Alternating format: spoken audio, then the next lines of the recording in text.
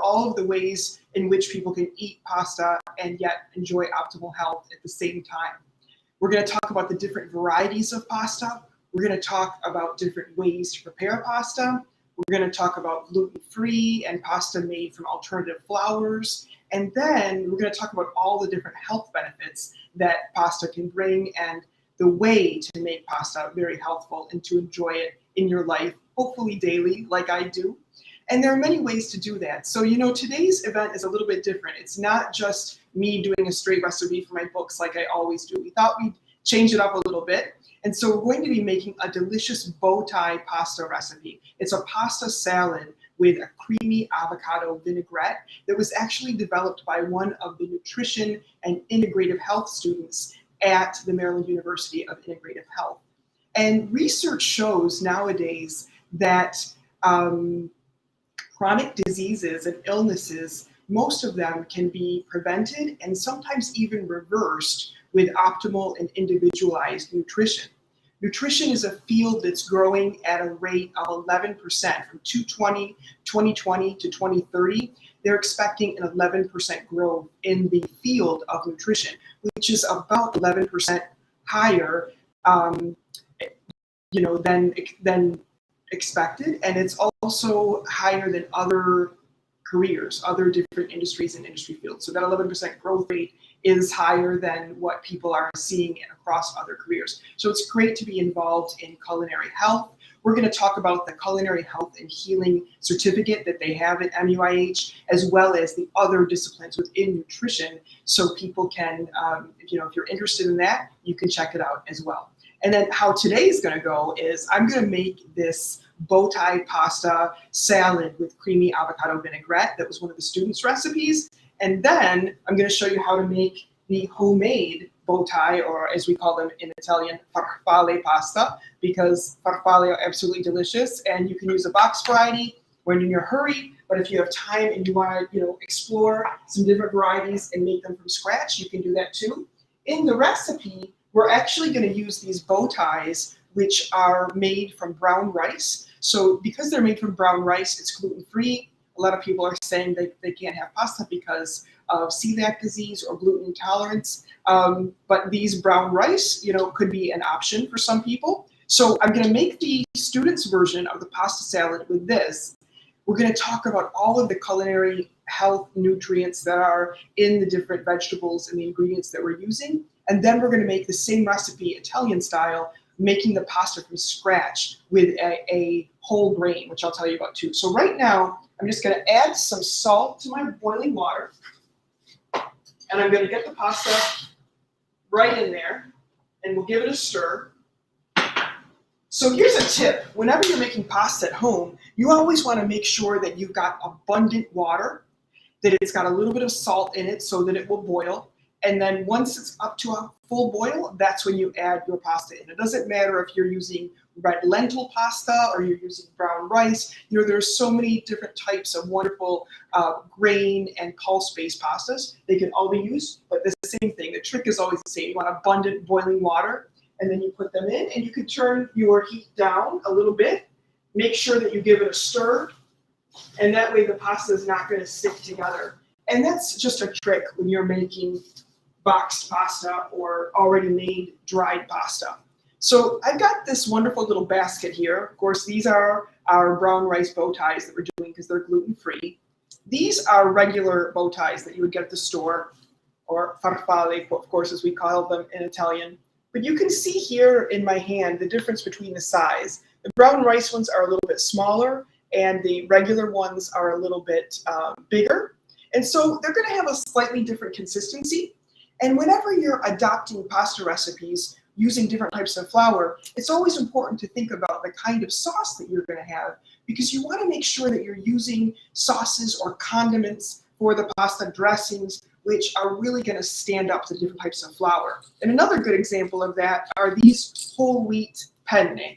So you can see these are just regular penne. Penne means pens in Italian because they look like quills, right? And that's what they used to write with. So these are called penne. And penne is the most popular pasta shape in the United States and also in Italy. A lot of Italians say, this is the American pasta shape, but it's It's the most commonly eaten one in Italy as well. You can make them from scratch, or you can make them, you can use the boxed variety. This is a whole wheat version. And then I have these wonderful Tuscan peachy nests that they're called. And I've got some spaghetti. This is a traditional spaghetti made with durum wheat flour. It's slowly dried, and it's made with gold dyes. Some of these are made with bronze dyes, like this one, and some are made with gold. And then, of course, on the market, you have ones that are made with in more of an industrial kind of a stainless steel dye. So there are 6 different ways which you can ensure when you're making homemade pasta that it's going to be healthy and nutritious and good for you. And I'll talk about that when we make the farfalle from scratch with flour. But when you're making boxed pasta or something that you buy already purchased and dried, there are also 6 ways that you can look for that to know if you're getting a good quality and if you're getting the most nutrients out of the pasta. So the first thing you're going to want to look for is the flour type. Okay, so again, using our little model, this one is used regular wheat. This one is using brown rice. This one is using a durum wheat. This one is also using a durum wheat. That's the number one thing, because if you can tell the source of the flour, where it's coming from, what type of flour they're used, and they mention this, it's traceable, that means that you're going to get a lot more nutrients. Obviously, whole grain, whole wheat has 80%, 100% of the different type of grain in it. So you make sure that you're getting the whole grain. That's very good for you.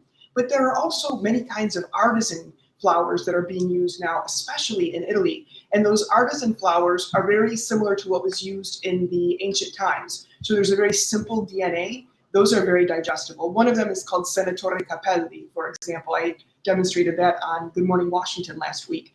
And that type of flour, when it's used, we can rest assured, nothing has been done to it. It's a very normal grain, just like we were eating thousands of years ago. So if you can tolerate wheat, those types of wheat are much better for you. So that's the one thing we're going to look out for. The number one is the flour types. The second thing we're going to look out for is how it's made, or the drying process. So even if you're using an industrial pasta like this, they have to dry it. And sometimes with a lot of the mass market pastas, they dry it very quickly. They put it in these large areas with this very strong heat, and that robs and kind of dehydrates the pasta and robs it of its nutrients. Other ones will say right on the package, slow dry. When it's slow dried, you can be sure that it retains some of the nutrients. So that's another thing. The third thing that you can look out for in packaged pasta is the types of dyes that it's extruded from. So when we talk about this type of dyes, we don't mean dye like you color something. It's not about color. It's about the type of material that's used to make on the little plates when the pasta goes through the machine and it's cut. Sometimes there are stainless steel dyes, and it's just made through those, and it comes out and it gets cut. That's one type. That's the most commonly used industrial one. But sometimes it's made with a bronze dye or with a gold dye. And when it's made with one of those, the pasta retains much more of its integrity in terms of shape. So we look for the dyes. The fourth thing we look for is the cooking time. As you can see, I'm boiling my pasta, and it normally calls for about 9 minutes when you make this particular type of box pasta, sometimes 11, sometimes 12, depending on what you're using. If you can cook it a little bit less and make it severely al dente so that there's really a nice bite to it when you chew, enough that it's pleasurable, it has to be cooked enough so that you enjoy eating it, but you also want to have a little bit of a bite. That's going to make sure that you get some more nutrients in there. Then it's all about the dressing and the portion size. So however you dress your pasta, are you going to use a fresh tomato sauce? Are you going to use a fresh vegetable vinaigrette or something with vegetables, something with pulses and legumes? That will keep it very healthy. Or you're going to use something that's prepared already with a lot of preservatives. That robs the pasta of its nutrients and adds a lot of things that we don't want to it. And then the sixth thing that we look for in pasta nutrition that we have control over when we're making prepared pasta is the portion size. So you want to make sure about a cup of cooked pasta, that is what we're going to be needing for a regular portion size of our pasta. So not more than a cup. And a cup goes really quickly. So you want to make sure that we get the most flavor in there. So in order to do that, I'm going to start now by making a vinaigrette. So this is the student's recipe, and we're doing this creamy avocado vinaigrette. So I'm going to add some salt into my blender, and then I'm going to add the avocado. And I just got this guy right here. So I'm going to start by slicing him right down the middle.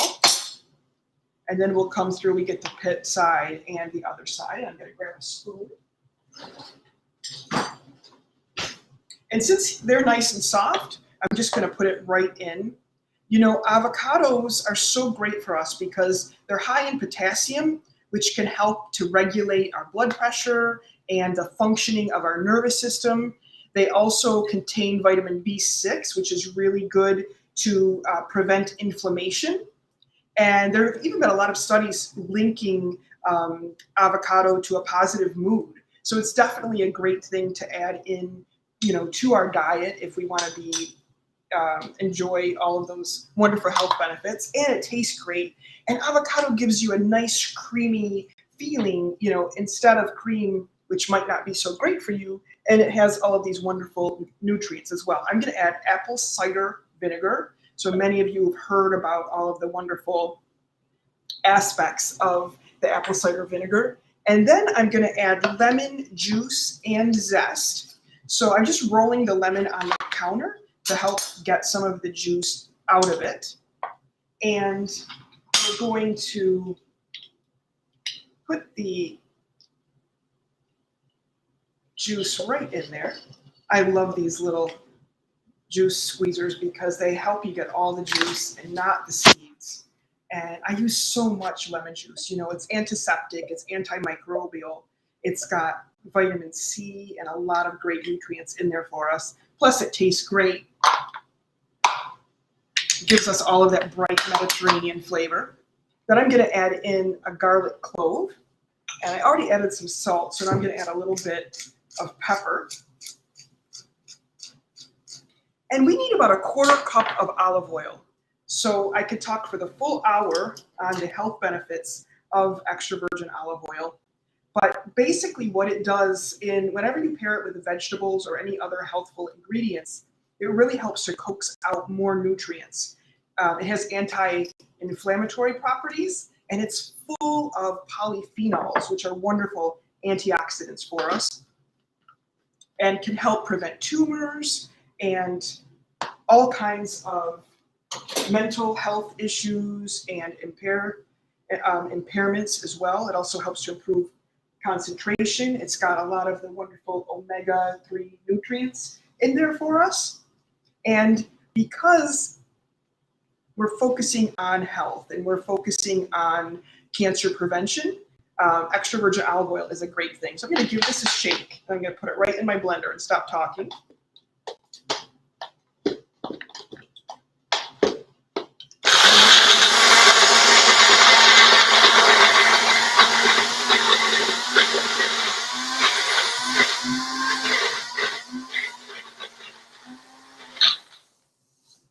So you can see this is coming through, and it's really making this nice, creamy, almost paste-like kind of a dressing for our pasta. And so it's going to be the wonderful binder to kind of connect the pasta and the other ingredients. So I'm going to check the doneness of my pasta.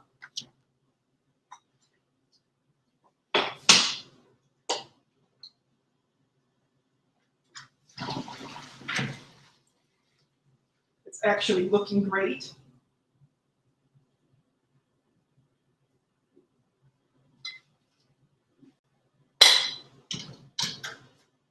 And so now that that's done, we can just toss in this delicious cream right into the pasta, and it's gonna look great and taste great. This is a really fun recipe to make with kids.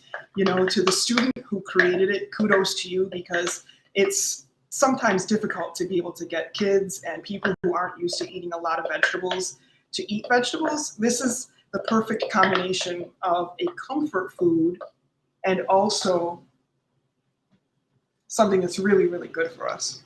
So I'm going to stir that all in together. And this brown rice pasta actually has a softer texture than what you might be used to using. So it combines really well. And you could also have it warm. You know, we're making a pasta salad today, but you could definitely have it warm if you wanted to. I'm going to turn it into the bowl now because I just want it to stop cooking a little bit. This is only 8 ounces of the pasta. It's not even a full box, but you can see how much it makes. And once you add the nutrients in from all of these other vegetables, it really makes it even a better idea. So I'm going to add in now this red onion, which I just sliced. And red onions are also rich in antioxidants and vitamin C. They help to rid our cells of the waste material. So if you're detoxing, if you're trying to get healthy, if you want to sleep better, red onion is a really great addition into the diet.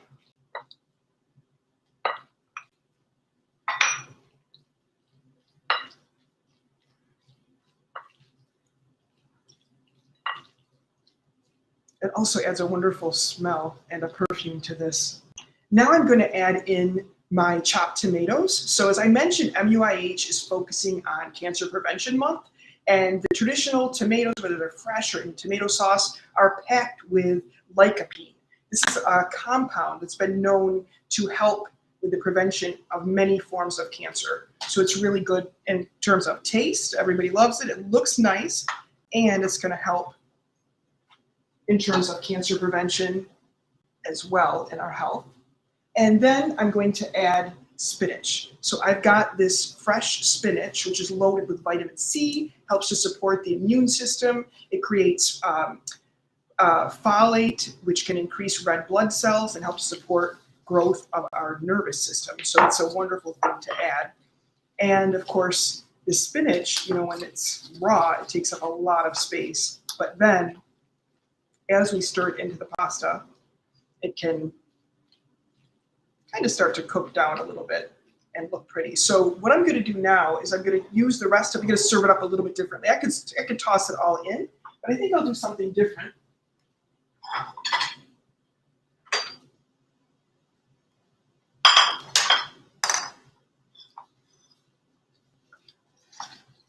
And I'll just put the spinach down on a plate.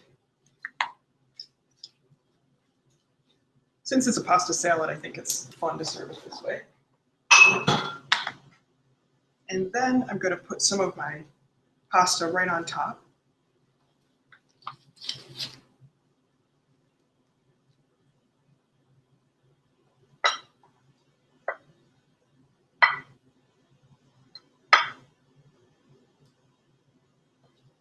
We'll make like a little bed out of the spinach.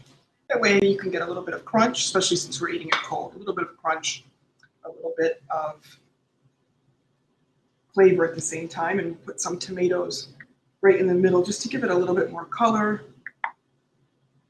You can see you could easily get 4 portions out of just these 8 ounces of pasta and these few ingredients. And we cooked it, in such a short time that I think it's great to be able to make it so quickly. So here's this dish. This is our bow tie, gluten-free bow tie pasta salad made with brown rice noodles and our creamy avocado vinaigrette. I'm going to set this aside.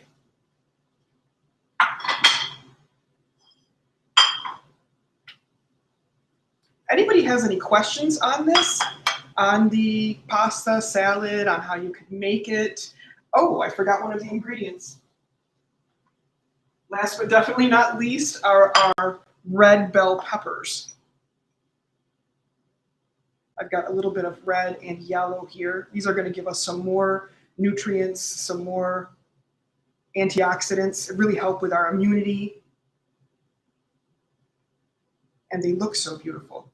So I probably organize them like that. And just for fun, we'll give it another drizzle of extra virgin olive oil. And there you have it.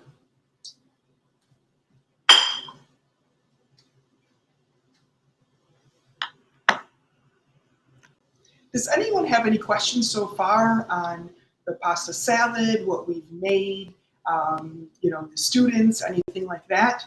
As I mentioned, this was from a student in the nutrition program, but it's important to know that there's also, for some of the chefs watching or anybody who has another career but also really interested in culinary health and healing, there is a post-baccalaureate certificate at MUIH, which means that in 2 trimesters or just 8 months, you can get the certificate fully online, which helps to teach about all of the wonderful intersections between nutrition and the culinary arts. It has a very global approach, so it's multicultural and still culturally specific programs, which is one of the things I like the most about it. Because when I read about the program, a lot of times different modalities, when they're talking about healthful cuisines, they usually focus on one culture or another. So to have everybody representative within the syllabus was really interesting to me. So I think that you all will like that too. And thank you, Maria, for the beautiful comment.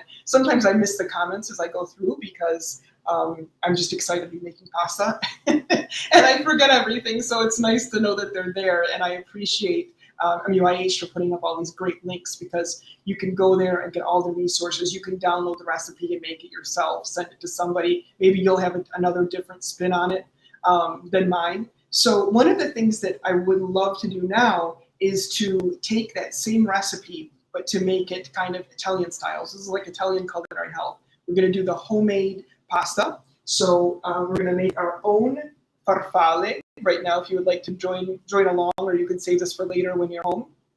We'll make these guys from scratch, and then we'll make a sauce with the same ingredients that the MUIH nutrition student suggested for the dressing, but we're going to do it a little bit more of an Italian style, just for fun. So let's go ahead and get started with that. The first thing I'm going to do is teach you how to make homemade pasta. So we're making farfalle today, but you can use this recipe to make ravioli, pappardelle, tagliatelle, really any egg-based pasta dough that you like. So don't worry about that.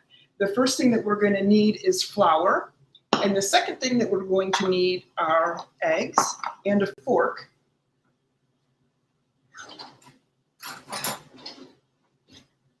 So this is the flour that I'm using, and what I'm going to use today is actually called einkorn flour. So einkorn flour, it's spelled E-I-N-K-O-R-N. This is a 12,000-year history. Its DNA is very simple, so our bodies can digest it more easily. It is a wheat product, so if you can't have wheat, you don't want to have it. But if you are going to have wheat, this is what our ancestors were eating. It's the best wheat we can buy, pretty much. And so I'm going to use that. And it's got about 80% of the whole grain. So it doesn't look brown, it doesn't look like a whole wheat, but don't let that fool you. It's just the way that it has been milled makes it look a little bit different. So I'm using about 1.75 cups of flour, of this einkorn flour. You can use all-purpose if you want, you can use 00, it all works. If you wanted to use brown rice flour, if you wanted to use any other flour made with a legume, you could. You could add some cooked spinach into this. I'm going to show you how I just created the mound right down on my counter here. Sorry for the adjustment. So I've got this little mound, right? And now I'm going to add in my eggs. And one of the things when you make pasta or bread that you want to keep in mind is the time of year really makes a difference. The temperature outside makes a difference. On more humid days, you're going to need more flour. On more dry days, you will need more liquid, which in this case is egg. So just keep that in mind. I'm going to add a little bit of salt. And there are all kinds of recipes for fresh pasta online, and people make all kinds of variation. But this is just a traditional Italian egg-based pasta dough, which the only thing I do, and I do this for all my pastas now, is I use the einkorn flour instead of the 00 flour, just because I want to make sure that I'm getting this wonderful ancient grain in here. And now you can see I'm just stirring together the egg going right into the outside of the flour. And I have this big ring on today, not because I normally wear rings in the professional kitchen, but This ring was a gift to me by my zia Santina, my Aunt Santina, who made the best pasta of anybody that I know.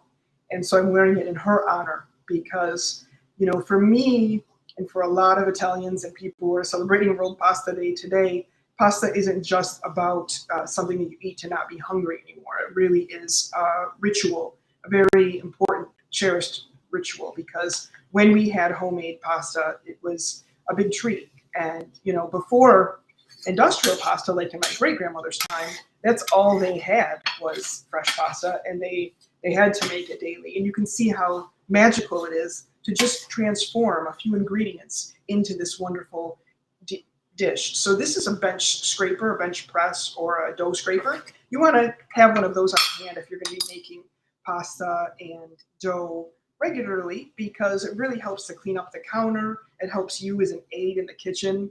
And it's one of my main essentials right after a chef knife, is to be able to have this. And this pasta is nice and light, so I'm just combining it all in together and making sure that it comes.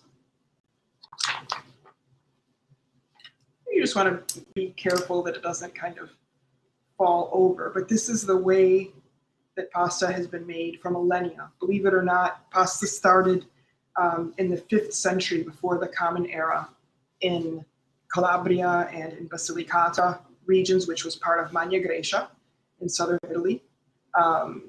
We had a pasta called lagane, which is a very wide, kind of wider than pappardelle pasta. They were originally made with barley flour. And this was in the time when southern Italy was in control, was under Greek rule. And it just spread. So every region has different pasta. And of course, here in the United States, pasta is enjoyed by everybody. Italian food is now the #1 food in the world, and also the #1 in the United States. So it's nice to be able to make these recipes from scratch at home. It's fun to do it with a friend, with a coworker, with a family member. And it's also fun to do it by yourself, because you'll see, just making this simple dough, like how fun and how entertaining it can be. But then also when you eat it, the consistency is just so different that when time permits, it gives you a nice variation. And time doesn't always permit, even for me, even for other professional chefs. So we want to have box pasta. Box pasta can be a part of everybody's life, even if you're gluten-free or on a certain diet. And fresh pasta can too. So, it's just a matter of scheduling some time aside and saying, oh, today I would like to do something fun and, de-stress, or really just indulge myself in something nutritious and delicious. And, this einkorn flour is, as I mentioned, it's a whole grain, and it has 30% of the recommended daily intake of manganese and zinc. It's also very rich in lutein, and lutein helps to suppress inflammation. It defends our cells against free radicals and oxidative stress. It enhances the sharpness of our vision. It can improve visual contrast sensitivity, reducing glare impairment, and protect our eye tissues from sunlight damage. So who knew, right? You make fresh pasta and you get this wonderful addition of being able to have better eyesight and improve your health as well. It also has protein and amino acids in it. So it's a great thing to do if you want to enjoy this way. So you can see this is how this ball is looking. It's a little bit dry. It's not quite as moist as I would like that to be. So what I'm going to do is I'm going to crack another egg, but I'm not going to use the whole egg. I'm just going to use a little bit of the liquid in order to make this dough a little bit more wet. And if you wanted to, you could use water as well. Sometimes, with the translations of units in Italy, we use grams, and eggs, which may be a slightly different size than the ones that we use in the States. And so sometimes there's a variance in the recipe, and you just have to play around with it to get the exact right consistency. But that's enough, and that's all I needed to make the dough. So now it's coming together really nicely. And I'm just going to knead it a little bit longer.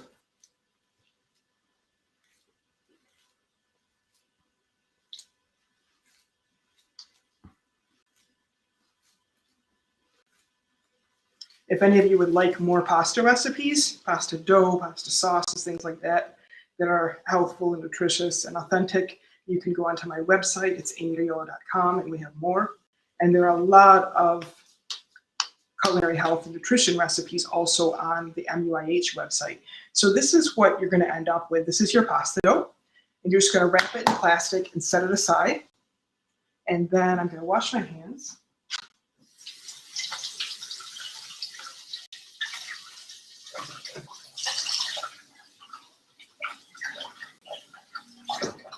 And now we can go ahead and start making our farfalle. So thank you for sharing those links. These are our bow tie pasta, and that's what we're going to go for now. I have a swap out dough, which I made earlier this morning. That's this.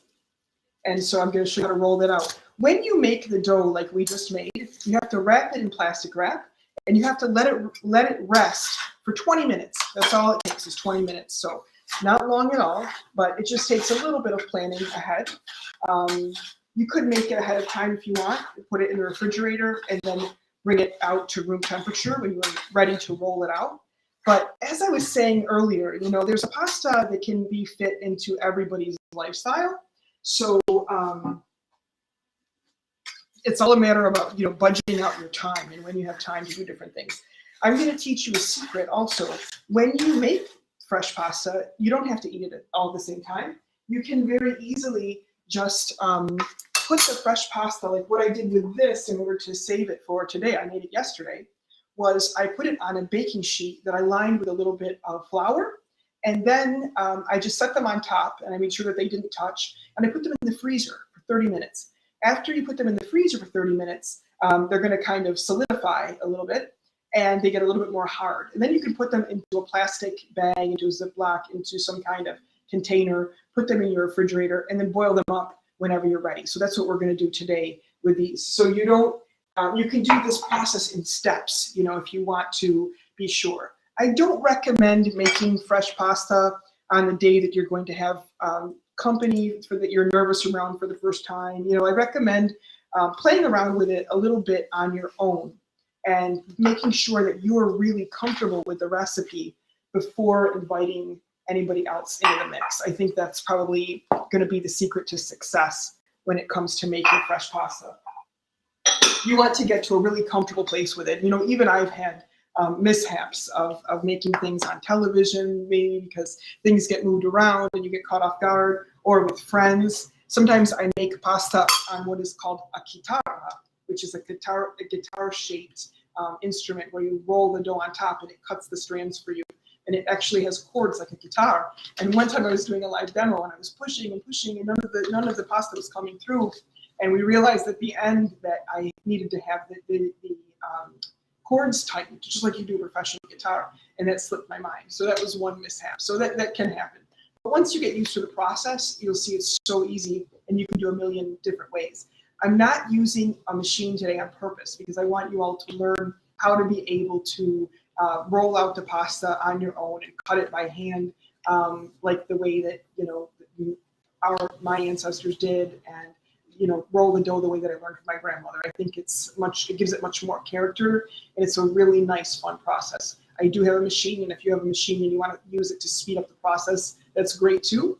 But I'm assuming a lot of people who are watching don't have a machine, so I'm just going to go, straight away. And the shelf life for fresh pasta, once it's dry, if it has eggs in it, you want to be able to use it within a couple days. If it's regular dry pasta without eggs, it will last much longer in a cool temperature for even months. Okay, so let me show you.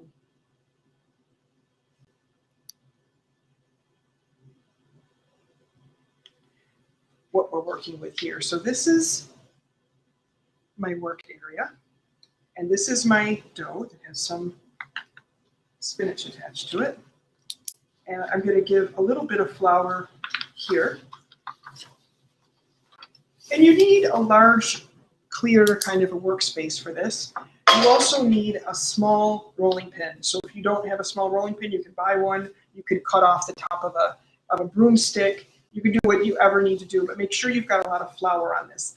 This flour ratio is kind of delicate because you don't want to have too much and you don't want to have too little. If you have too much, it's going to make your dough really tough. If you have too little, it's not going to do anything. So you want to have just the right amount. So I'm going to cut the dough into quarters like this, and I'm going to set it aside while it's floured.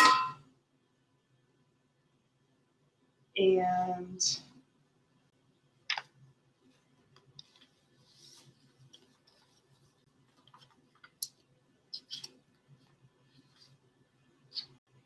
I'm just going to flatten this out. I don't know if you can see, kind of flattening it out, adding some flour, flouring my rolling pin. And then we're just going to put our hands on either side of the rolling pin and just roll back and forth.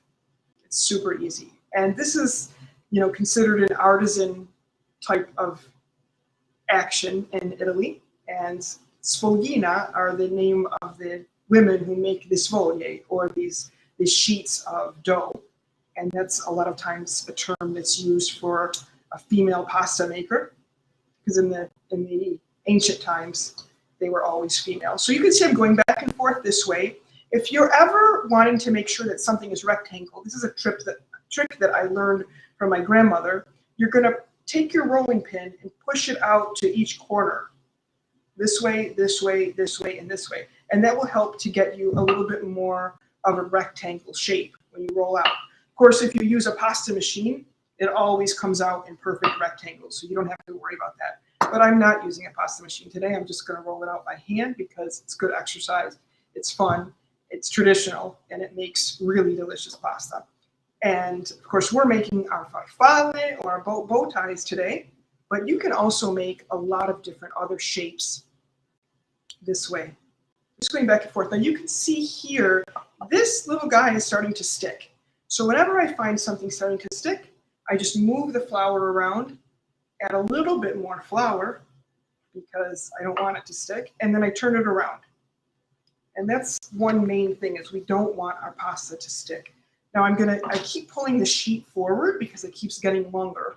And another trick from my grandmother is always to knead out from the middle. So you can go up or down, but go from the middle. And that helps to give you the widest, most even pasta, because we don't want pasta to be thick on one side and thin on the other.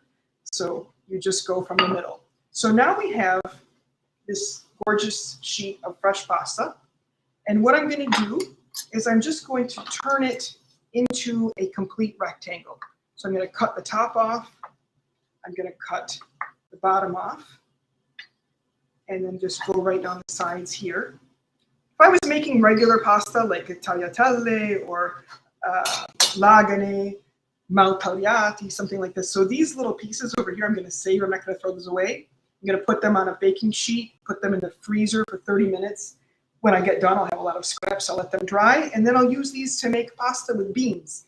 This irregular type of pasta are called maltagliati in Italian, which means poorly cut. But they're traditionally used when you have when you're making pasta with beans. So this is my hand-rolled pasta sheet, okay? And you can do a lot of different things with this, but the first thing I want to teach you is how to make the farfalle. So I'm going to take it, and I'm just going to turn it in half like this. And once I turn it in half, this will give me a little crease, so I know where to cut. And I'm just going to cut straight down the middle like this. And then we'll do this. And so this is our pasta sheet. Then we're going to come down. If it's your first time, or if you're nervous, you're not good with numbers, of course, you can use a ruler. And I'm just going to do like, let's see here, probably 2 by 2 inch squares. So I'll come down, I'll just make a little dent where each of them are. And then I'll do the same on the other one.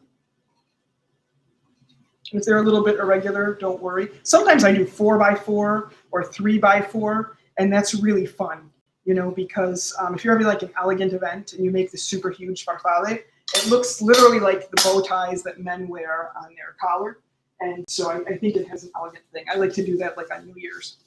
Okay, so doesn't cut through. I forgot to use my little food enroller. Normally we do him. So we'll take it like this and just pinch down through the middle with your thumb and your index finger like this, and it gives you the little farfalle.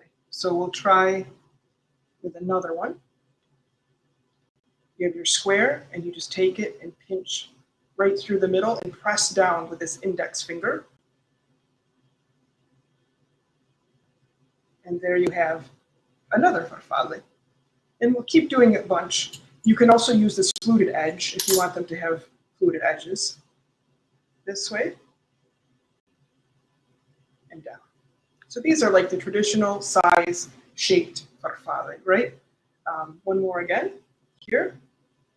Bring your fingers through the middle.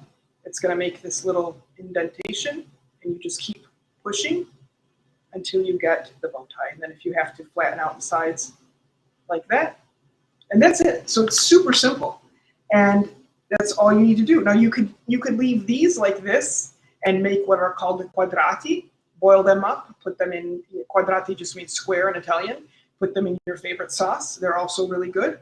Or you could make ravioli. So you could put a little bit of your filling right here, and then you could put another one on top, and then you could crimp this with a fork or with edges to fill it, and that would be your homemade ravioli if you don't have a stamp. So there's so much that you can do with these pasta shapes. Sometimes they make them even smaller, like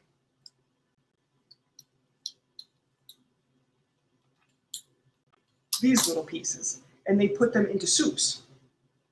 And they're delicious too. And the good thing when you have this homemade pasta, once you go through all of the work of making the pasta itself, it actually cooks up really quickly. It only takes 2 to 3 minutes to cook the pasta, which reminds me, I'm gonna add some pasta water.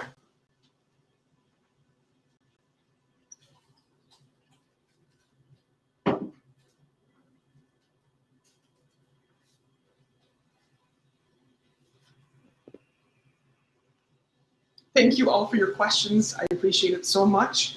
And if there's anything you're thinking of while we're making the pasta, if you had issues with making fresh pasta at home, you want to talk about it, we can do that as well. And what I'm just going to do here is I'm going to clean up a little bit, and then I'm going to start making my improvisational sauce based on the ingredients that the nutrition student at MUIH made because of their wonderful culinary health properties. So remember, at MUIH, in addition to the post-baccalaureate certificate in culinary health and healing, which just takes 8 months of time, and anybody who has a bachelor's degree could do, they also have a doctorate of clinical nutrition. They have a Master of Science in Nutrition and Integrative Health. They have a Postmaster Certificate in Nutrition and Integrative Health. So there are a lot of different ways to take advantage of a career in the nutrition industry, which of course is fastly growing. So we'll start to make our sauce now. I'm going to bring over here, I have a little burner so that you all can watch me.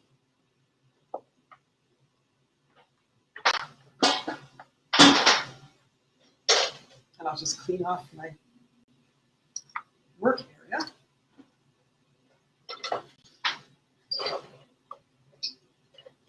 And I'm going to turn this burner on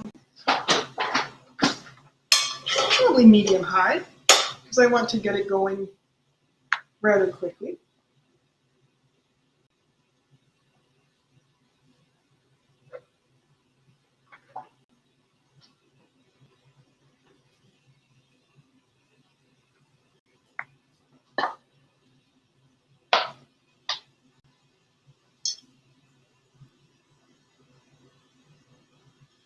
There we go. So here you can see the burner and you can see the cutting board.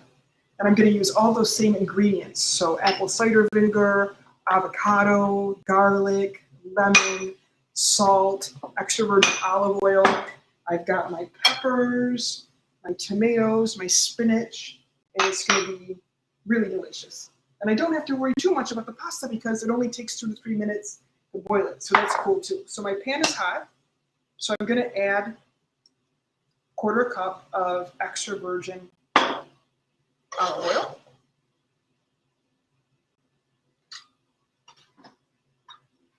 And then I'm going to zest this lemon. This will be part of our garnish. You always want to add the olive oil in, get it cooking, because it will help coax out the flavor and the nutrients of the other ingredients. You know, there are a lot of things online that say that you can't heat olive oil, you can't cook with it, it won't have the same properties, and it's actually not true. You can go onto the North American Olive Oil Association website and look at all of the kind of myths surrounding extra virgin olive oil, and there are many. So it's actually a good thing to heat up this oil, and it's going to help to coax out more of the nutrients from our onions and the other ingredients.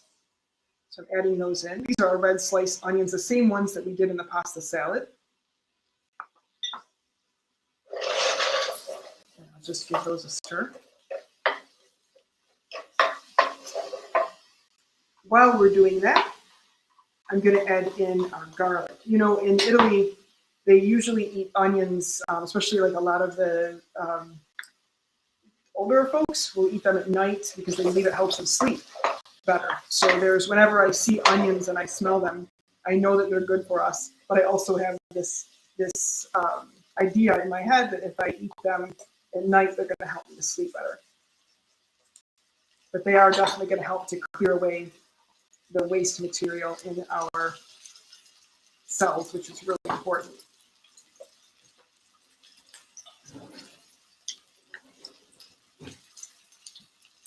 I'm just going to scoop out the avocado. Luckily, this is a nice and perfectly ripe one. You know, sometimes you're not so lucky. You want the really ripe avocado, but it's not ripe yet. You can try putting it in a brown paper bag and leaving it out at room temperature, and that will help. I also, when my avocados first start to get ripe, if I know that I'm not going to be able to eat them right away or it's in a work setting, you can put them in the refrigerator, and that will help so that they don't all, you know, get too ripe at the same time. Otherwise, it's all about you can make our vinaigrette if you've got too many on hand, or you can make the guacamole or something like that as well. So now I can really start to smell the aroma from my onions. And that's what we want, right? Because when we start to smell the aroma and they're really cooking, we get this wonderful caramelization, and that's going to add natural sugar into our recipe. So I'm going to add my peppers now, the red and the yellow, which are full of antioxidants and nutrients for us.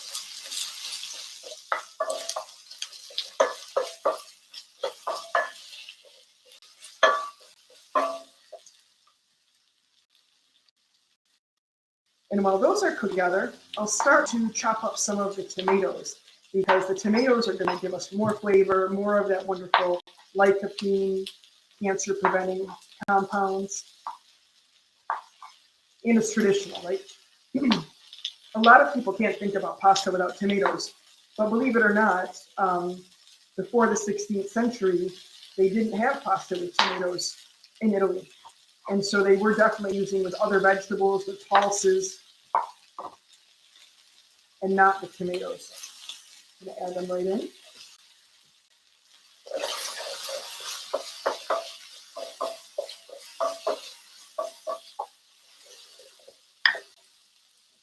It smells so great in here right now.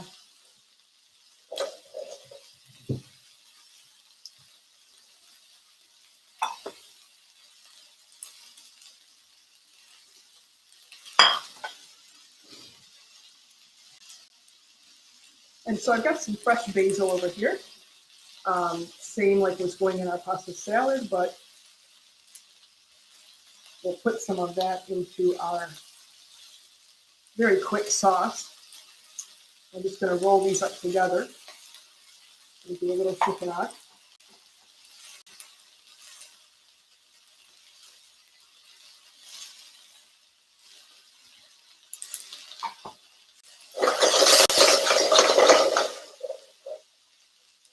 And now I'll toss in my spinach.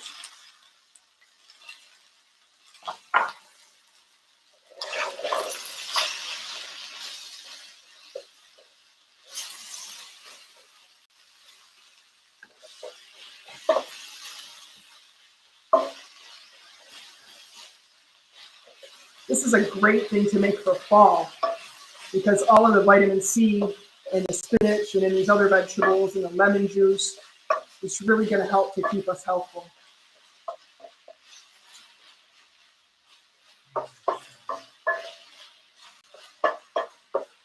Now, just for fun, and this is not traditional in the Italian kitchen, but it is in the culinary medicine kitchen, we're going to add a little bit of the red wine vinegar or apple cider vinegar. In this case, it's actually apple cider vinegar, but red wine would look great too. Look at those beautiful colors. They're just so gorgeous. You know it's going to taste good, and you know that it's going to be good for you. And I'll give it some of the lemon juice.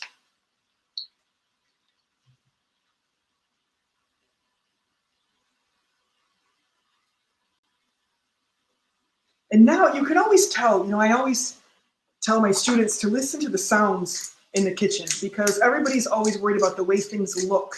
But when you're in a very busy industrial kitchen, you can't always look at everything at the same time. So you have to get in tune with how things sound when they cook. And whenever you've got enough liquid in and things are simmering, this is the sound that it should have. The loud sound that we had before when we were sauteing, that was from the high temperatures. So now my water's boiling. I'm going to boil up my fresh farfalle. I added the salt, and now these are all of them.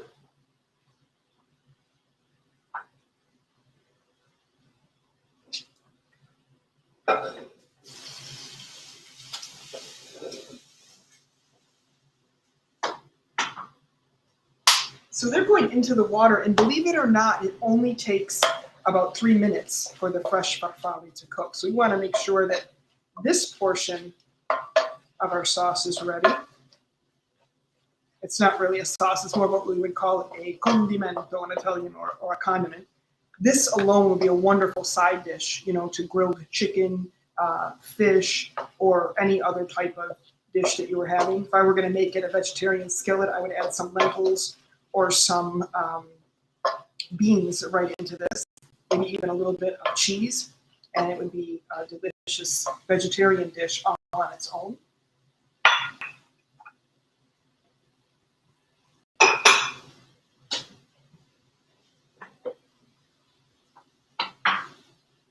So the pasta's cooking up nicely.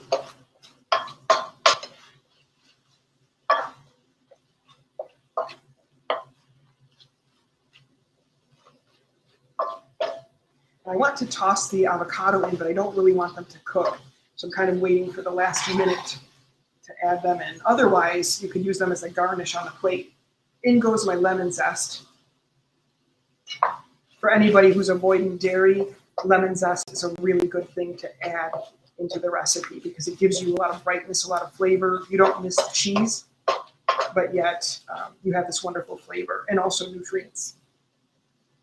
So I'll add my avocado in now.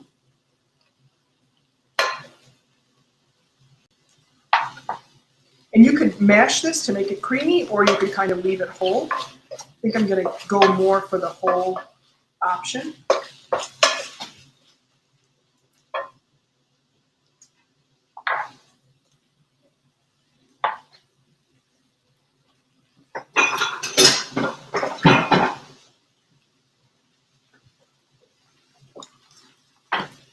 And you can always tell when your pasta are done because they start to come up and float up to the top. And so it looks like my pasta is just about done. So I'm going to take this off the flame and then carefully move this over.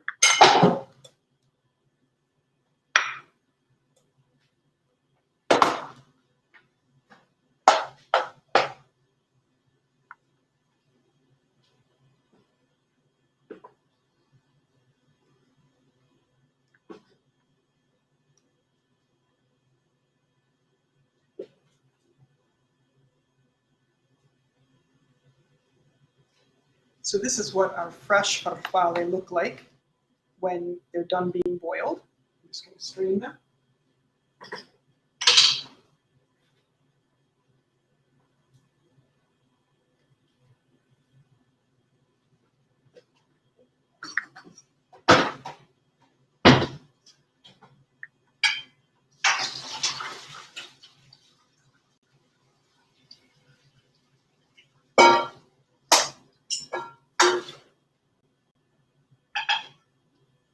And I kept a little bit of water in because I wanted to be able to create more of a sauce as I mix these in.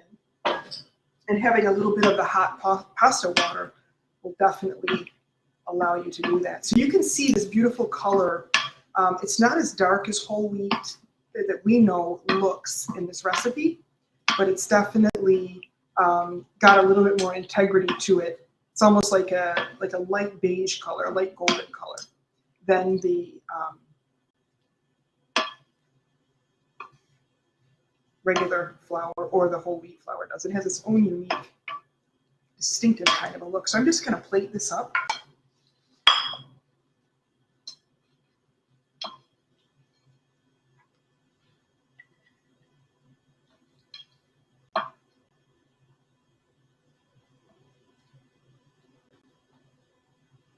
I always like to get their little colorful bits on top because it gives people kind of a signal of what's in the recipe.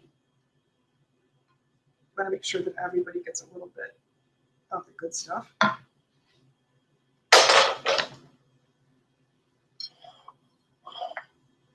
I'm going to give it a little bit more olive oil. And we'll top it off with some basil. There you go. So this is what our homemade farfalle and vegetables look like. Thank you so much, Eleonora, for watching and for your comment. And you're doing such a great job over there. And all of your, I'm a big fan of all of your work. So thank you very much. Anybody has any other questions, please feel free to ask. But I hope that today not only gave you some ideas for pasta of how you could fit more pasta into your daily life, do it from a nutritious and delicious standpoint. I hope also that you'll take a look at the MUIH website and all of the free resources that they have. And there are many more than what I discussed today. I talked about the different types of graduate level programs that are within their nutrition department. But there's so much more to offer at the school. So I hope that you'll spend some time browsing their website as well. Thank you all so much for watching. Buon appetito and happy World Pasta Day.